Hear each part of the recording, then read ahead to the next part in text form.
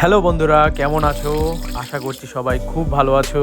তো আবারও চলে এলাম আরও একটা মজাদার ভিডিও নিয়ে। আজকে তোমাদেরকে দেখাবো সুজি দিয়ে কিভাবে কালো মিষ্টি তৈরি করা যায়। আসলে এই রেসিপিটা আমরা ইউটিউবে দেখেছিলাম, তো সেটাই এক্সপেরিমেন্ট করছি বাড়িতে। তো দেখো, এখানে সুজিকে দুধের মধ্যে ভালো করে এরকম মাখিয়ে নেওয়া হচ্ছে, তারপরে এটাকে নামিয়ে নিয়ে এর মধ্যে আরও কিছু মিশাবে, তারপরে এটাকে ভালো করে মাখানো হবে।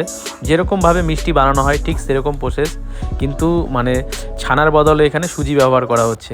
এরপর কিছু গুঁড়ো দুধ মিশিয়ে ভালো করে এটাকে মাখিয়ে নেওয়া হচ্ছে। তো মাখানোর পরে জিনিসটা এরকম দেখতে লাগছিল, তোমরা জানিও তোমাদের কীরকম লাগছে। তো এরপর আমরা মিষ্টির যে শেপটা হয় সেটা দিচ্ছিলাম, এই যে দেখো। তো কথা বলতে বলতে আমাদের অর্ধেক কাজ কমপ্লিট হয়ে গেছে। তো এরপর কড়াইয়ের মধ্যে এরকম তেল ঢেলে দিয়ে এগুলোকে ভালো করে ভেজে নিতে হবে, যাতে একদম সোনালি কালারের মতন দেখতে লাগে।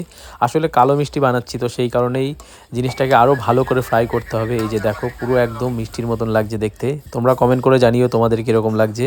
তো ভিডিওটা যদি ভালো লাগে একটা লাইক করো, চ্যানেলে যদি নতুন হয়ে থাকো তো চ্যানেলটিকে সাবস্ক্রাইব করো।